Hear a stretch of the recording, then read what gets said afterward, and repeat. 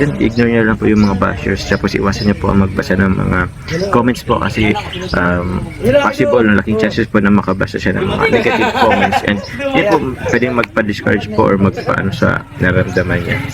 And kayang-kaya niya po yun yung ano niya po ngayon ng pasan. So ito naman po ang nangyari ngayon is siguro ano rin po nagpapatatag po sa kanya. Hi guys! Once again, welcome back sa ating channel. Panibagong araw at syempre panibagong reaction video na naman ang ating gagawin sa channel na ito.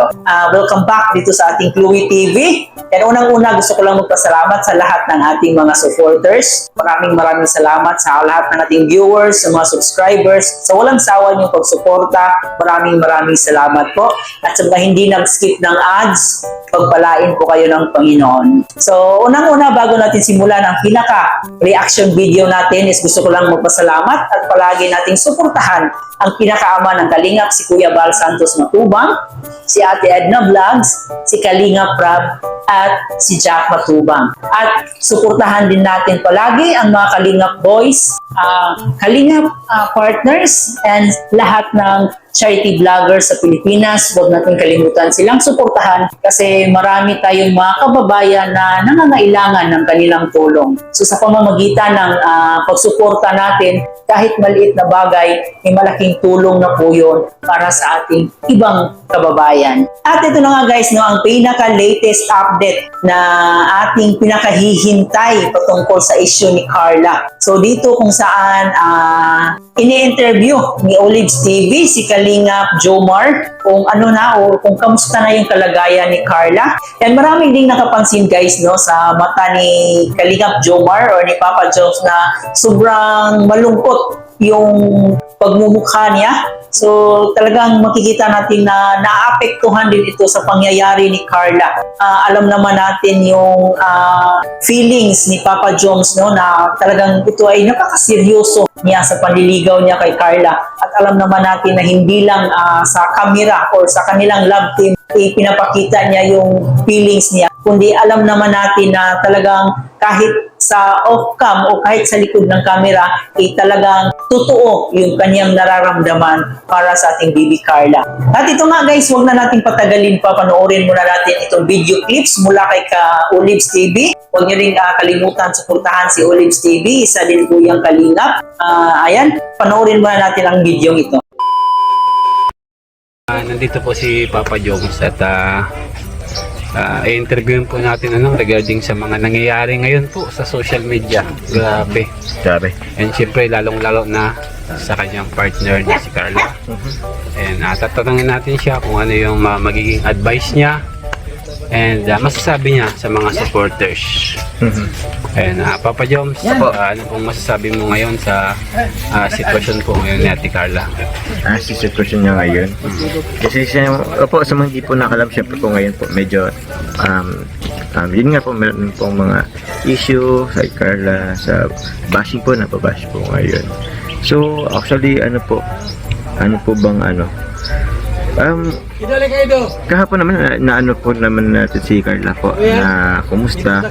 Yun nga po, hindi po siya totally okay, pero yun po ang umaga po yun. Pero nung hapon naman po, ang gabi po is nakita naman po natin yung note ni Carla. Medyo okay naman na po siya. So ngayon po pupuntahin po natin si Carla kung kumustahin. And yun, kapon naman nagbigay na rin po tayo ng advices po sa kanya. Yun nga po, nabanggit ko na po rin sa iba na for now mas magiging social media break muna siya. Yun, ignore niyo lang po yung mga bashers, tapos iwasan niyo po ang magbasa ng mga comments po kasi possible, laking chances po na makabasa siya ng mga negative comments, and yun po pwedeng magpa-discourage po or magpaano sa naramdaman niya. So yun po ang tawag niyan. Pero knowing Carla naman po, Kuya Olives, madami naman na po siyang napagdaanan, and kayang-kaya niya po yun yung ano niya po ngayon ng pasan. So ito naman po ang nangyari ngayon is siguro ano rin po nagpapatatag po sa kanya bilang ano po, and Bilang nandito na sa social media, ito na yung simula kasi ng simula ang pagpasok sa social media. Oo. Ano pa lang to, simula pa lang. Simula pa lang, Medyo pwedeng nire-ready po siya or tayo sa mga mas malaking challenges po in the near future. So, yun. And yun nga, nabanggit nga po, it's also help na yun nga po, nagpapatatag sa atin yung mga ganitong sitwasyon. Lalo po sa kanya, for sure po, mapupulutan niya rin po ito ng aral. And mas makikilala niya pa po yung mga tao po na kung sino po totoo sa talaga kanya. yung Yung mga totoo talaga sa kanya. Totoo sa kanya po yan. And kumbaga dito din po lumalawak yung circle of friends natin. And syempre, maliban sa circle of friends, lumalawak din yung mga basher talaga natin. Hindi talaga natin maiwasan yan, Papa Joms. Kaya syempre, bilang mga kasamahan ni Papa Joms and ng Team Kalingap, kami po ay nakasupport lang kay Carla. Ano po? Opo, Ayan, tsaka hindi lang kay ano, Carla po, sa mga beneficiaries din po. sa lahat ng beneficiaries ng Team Kalingap. Ayun nga guys, no, napakaganda yung payo ni Papa Jomar para sa ating Bibi Carla na wag muna magbasa ng mga comments sa social media kasi mas lalo lang itong masasaktan.